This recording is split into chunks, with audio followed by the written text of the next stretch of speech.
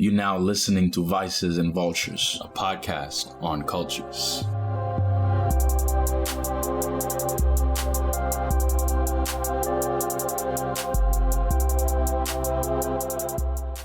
What's going on, everybody? This is A2, and on Fridays we'll feature regular guests who will share the cultures that they're passionate about. Annarose is back, so I'll let her introduce the next dog topic. Hey everyone. In this episode, we're playing back a conversation about 3 rules that I live by when working with dogs. So last episode, we talked about timing, motivation, and consistency. We're going to go into detail with it today. What is it that you as a dog trainer like to emphasize to clients working with their dogs as far as timing is concerned? There are a lot of different instances where it's, comes out differently in how timing is really important, but I like to give a couple examples to kind of help clarify what it means. So if I were to leave my dog loose in the house and he were to get in the trash and, trash everywhere when I get home and he's just laying on the couch, happy as can be. If I were to correct him at that point, then he wouldn't associate that correction with getting into the trash, but he would rather associate it with the situation of me coming home and trash being everywhere, and probably associate it with being on the couch too, because that's where he was when I corrected him, and what he was doing is just sleeping on the couch. So, and a lot of people will say that like, oh, my dog looks guilty, or like you see those videos online all the time of like, this dog is guilty, he knows what he did, but dogs are so in tune to our energy and our body language and the way that we act and how like consistent we are about things. So if we react the same way every time to something, then they're going to react to how we're reacting the same way every time. Mm-hmm. But the dog's still getting in the trash.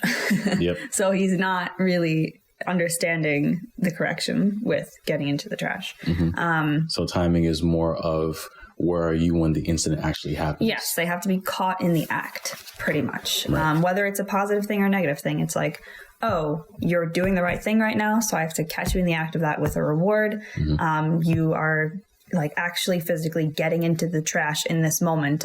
I'm going to give you a correction for that. Right. Correlation. Exactly. Yeah. And association. So, yeah. Cool. Another example you have? Another example for rewards would be, this is kind of a simplified one, but if my dog is sitting and I go to give him a food reward, and as he takes the food, he stands up, then he's going to associate the reward with standing up and not with being in a sit position. Right. Because at that moment when he took the reward, he was standing up. So it's like that close in timing. Gotcha. Yeah. But we have a saving grace. Some people utilize clicker training. I don't actually use clickers, but I use a similar method. I use markers. So I just use a word. It's word association. So you could use any word or sound you wanted to, but right before I reward my dog, I use the word good. So when I start working with a new dog, then let's say he sits down and then, I want to reward him for that. So his butt hits the ground, I say good, and then I reward right away. So eventually he learns like, oh, when I hear this word good, then I'm going to get a reward. A reward is coming. So I can bridge the timing gap by being further away and say good, and then walk to him and give him a reward. And just like, I'm able to communicate that way of like using that sound, that marker, that good word. Right. To show him that he's doing the right thing, because he knows that a reward is coming when I say good. Okay. The same with correction. So teaching a dog what no actually means by, when they do something that they shouldn't be doing, marking, saying no, and then following up with a correction right away. Mm-hmm. Eventually will mean that you probably won't even need corrections anymore, depending on the dog. But if it's consistent that every time that they hear the word no, they get a correction right away afterwards when they're first initially in training, then they'll have an association with the word no, meaning, hey, stop what you're doing. Mm-hmm. Got you. That's good. I like that a lot. And right into the next point is motivation. So dogs understand communication physically better than anything else. So positive motivation can be treats, it can be petting them, it can be toys, it can be anything really that particular dog likes, and it's going to be different for every dog. Just because one dog loves this kind of treat doesn't mean that the next dog will, and just because this dog loves all toys doesn't mean that the next dog will be motivated by toys. So I have to really like find what each specific dog is motivated by positively, to be able to teach them behaviors utilizing that. Got you. And different breeds have different personalities, more or less, but it's still very dependent dog to dog, right? Correct. Yeah. I see a lot of people, get a dog of a certain breed and then they get a second one thinking it's going to be, like the same dog or a similar dog, and it's completely different. So yeah, there are certain breed traits, but it really is like no guarantee. It's not just like set in stone that if you get this breed, you're going to get this kind of dog. Got you. Gotcha. And it's also like conditioning, like where they came from prior to when you're getting them. Yeah. So. Yeah. Conditioning, training, imprinting, all that stuff.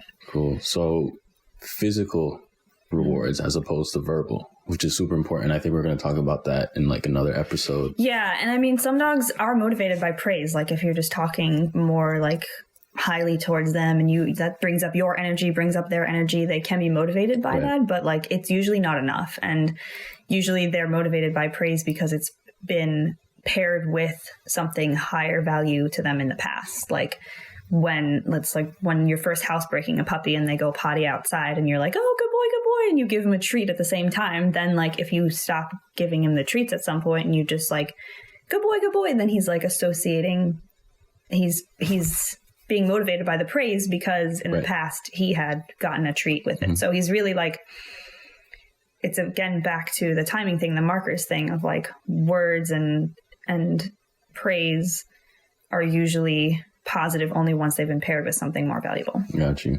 And the immediacy of it, not waiting, because then they're not associating it with what you intended. Yeah. Got you. Yeah. Well, and that can be shown too. Like at first you start with like rewarding the puppy right after it goes potty outside. And then eventually they wait till you come back inside and they're like excited because they know they get their cookie because they went potty outside. Gotcha. So that's like, you can bridge that timing gap almost inadvertently because if you're consistent about it. So that's positive motivation. Yeah. That's a basic sketch of it. Cool. Do you have any other examples for positive motivation? I utilize toys with my dogs in training, and like releasing them to go play with a toy rather than like rewarding them on the spot. So like different kinds of motivating. So when I first was working with my dogs, some of my dogs are more like competition obedience trained. So it's a little bit different than just basic obedience. So when I was first working with them, it was a lot of food rewards right away. So let's say I wanted them to stay in a down position. So they'd go into the down and I'd be like, good reward, good reward, good reward. And just like powerhouse rewards all over. Right. And then eventually, once they understood the down command and understood that it was a rewarding place to stay, then I would stretch it so they'd have to stay in it longer without being rewarded. And then I would release them to go get their toy when they stayed for a longer period of time. So that can be another way to utilize like a different kind of reward if like the dog doesn't like food or you just want to kind of get away from using it as much. Good. I follow. I like that. Yeah. So going into negative motivation, again, dogs are going to understand best when it's physical. I mean, just think about the way that they communicate with each other. If you just watch dogs together, they're always physical with each other. I mean, if they're just playing, they're like figuring out where the pack is and, who's the pack leader, where the hierarchy is, all that. They're using their mouths, they're using their paws, they're using their arms, their entire bodies. They're like, they're all about, that's how they communicate with each other, is primarily physical. So we have to match that for them and communicate with them in a way that they understand. So I use all kinds of different physical negative motivation. Dog trainers will usually call them corrections or correctional devices or communication devices, I like to call them. Right. Collars, pretty much, like whether it's a flat collar, a prong collar, remote collar. It's going to be different for every dog and different for every goal, really. So I'm going to have like a separate podcast. We're going to do a separate podcast that's going to cover those like actual correctional devices in more depth, because there's a lot that goes into them. Excellent. And a lot that needs to kind of be hashed out about them. But pretty much it comes down to it needs to be physical, and something that specific dog sees as motivational. So, you know, some dogs might be fine with just a little pop on the flat collar on the leash, and they're like, okay, I'll stop what I was doing. And others need like a pretty high level correction on a remote collar to stop the behavior. And I mentioned before that I use negative motivation to reinforce behaviors. So that is definitely one thing that, like, if once a dog fully understands a command, and I can tell that, like, when I say down, you understand that means to lay down and to stay there, then I can start bringing in corrections for either refusing to do it, or breaking the position or moving from the position before I've told them that they can. Right. So it's to reinforce that, like, hey, you know this, you understand this, and even when you don't want to do it, you still need to, because it could mean your safety. And then unwanted behaviors like chewing on furniture, jumping on you, rushing out the door, you know. So obviously all of those have to be communicated differently, but it's like, we call those like avoidance corrections. Usually if you want the dog to stop something and never do it again, you would utilize a higher level correction than their like typical correction level. So there are two examples that I like to utilize that help to clarify what motivation means, in kind of a way that we would understand better. So positive motivation is like a dog's paycheck. So we don't go to work to receive something that we don't see as valuable, right? Like, everybody sees money as valuable. There's not one thing across the board that all dogs see as valuable. And if you go to another country, then like they might not see a dollar as valuable, you know? So it's like a similar concept, you know, not every dog is going to see toys as valuable or treats as valuable, or even the same treats as valuable. You know, you get the point. So we go to work and we get a paycheck. So we have to pay our dogs for working for us, you know, like at least for a period of time. And then you can kind of taper off on certain rewards once like a behavior is more learned. But if it's just negative motivation all the time, then you'll have a negative dog. They'll just see like, I'm just like corrected for things. Like, what do I do right? So we need a balance of reward, paycheck for doing the right thing, as well as like, hey, I'm communicating to you that you did the wrong thing as well. That's clear, you know, to anybody. It's like, we need a balance of both. In the same way, for like similar to negative motivation, like to compare it to a speeding ticket. If I were to get pulled over and get like a 10-cent speeding ticket, then I will probably continue to speed because it didn't really affect me that much. If I were to get pulled over and get like a $50,000 speeding ticket, I may never drive again. I would be like, okay, that's terrifying. I'm just gonna, you know, curl up in a ball and never leave. If I get a $200 speeding ticket, then that's like, ouch, that hurts a little, like, you know, but I'm motivated now to stop speeding. And that's, you know, similar to what dogs, the difference of correction level for dogs, it just has to be physical. So again, some dogs may see like a little pop on a collar as they're like, okay, that's motivating for me. And there are people that may be motivated to stop speeding by a 10-cent speeding ticket, but I'm not. Gotcha. And then other people may see a $50,000 speeding ticket and say like, whatever, like, you know, I'll still keep speeding. And in the same way, some dogs are going to need that higher correction level. Right. So it's really going to be different for every dog, case by case, and just, you know, has to be figured out. And it has to be consistent, which is the third point. Yeah, it is.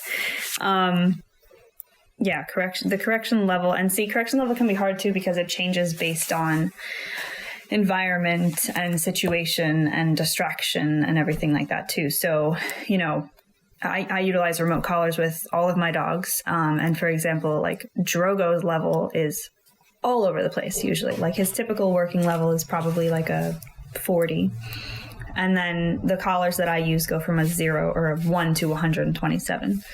So if we're playing with a ball and he's like all excited and amped and he really wants the toy, then I'm going to have to higher his correction level probably because he wants something more. Mm-hmm. If he's just lazing around the house and then he just starts to like sort of gnaw on something that he shouldn't be, he probably doesn't need that high of a correction.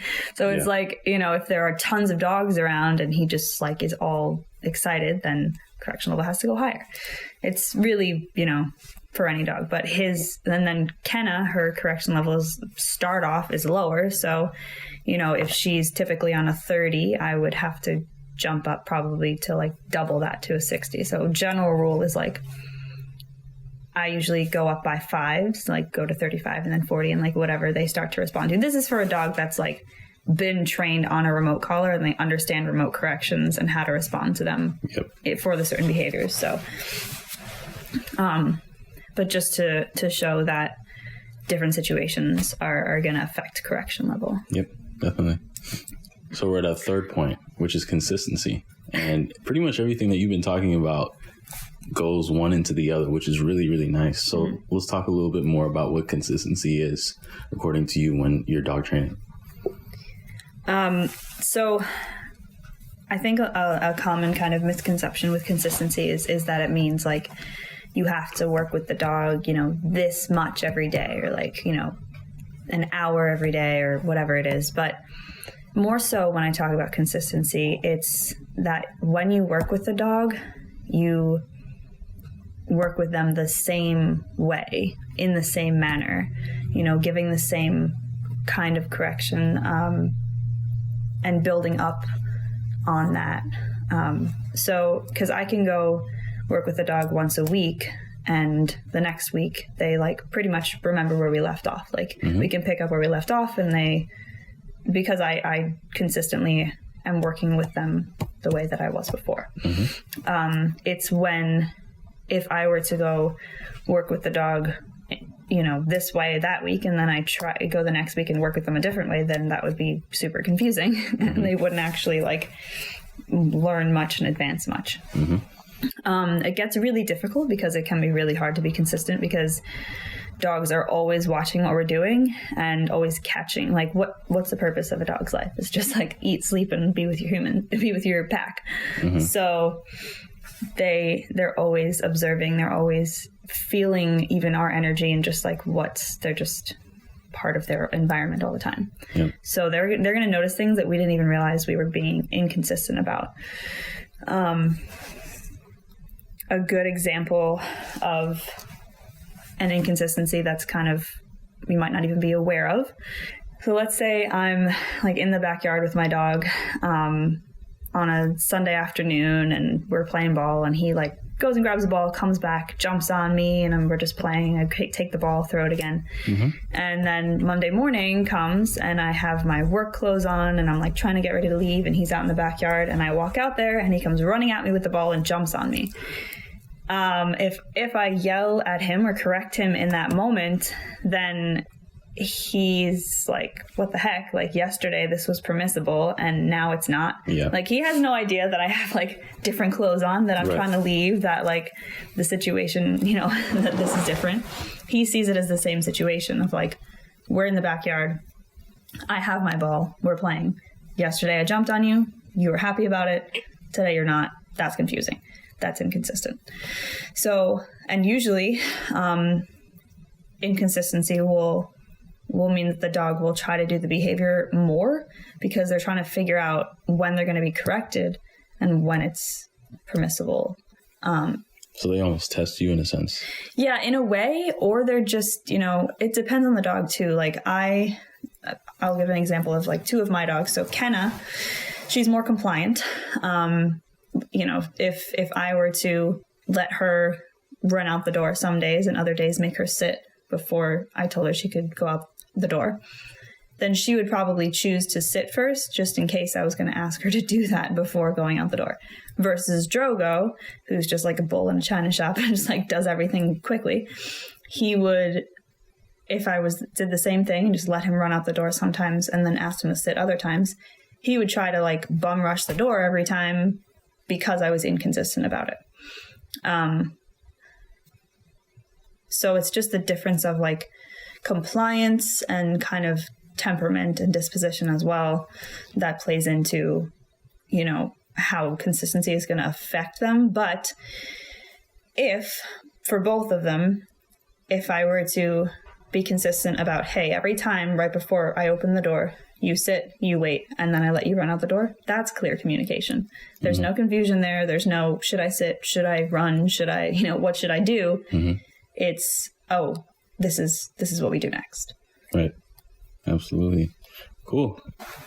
All right. So that is timing, motivation, consistency in detail. Thank you for explaining that. And I love the examples that you use because they're very, very applicable to human everyday life. And I love how clear you make it so you can relate it to dogs and dog training.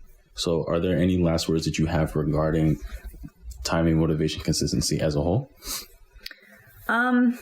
Pretty much just like reminding that every dog is different and everything is case by case.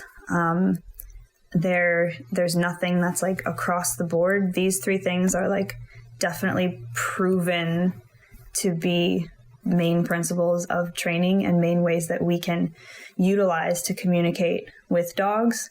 But within that, you know, again, every dog's motivation is different. Every dog's going to be affected differently by consistency, by timing. So there's really no cookie cutter way to train dogs. There's no, this is how you train a dog. There's no, this is what a dog trainer is. It's like, it's all kind of right, case by case. Case by case. Cool. Thank you so much, Annarose. Thank you. Thank you for tuning into this episode. My goal is to educate, and Feature Fridays allow me to share what I have learned and am learning about dogs. Thank you for taking the time to listen to this episode of Vices and Vultures and considering being a supporter of this project. Even leaving a review on your preferred podcast platform goes a long way for us. There is more information about this episode, as well as who we are, in the show notes. This includes all of our social media links so you can see us and not just hear us. Vices and Vultures is brought to you by Aesthetic and is based in the great state of New York. Be sure to subscribe to this podcast for more episodes and tune in next time to Vices and Vultures.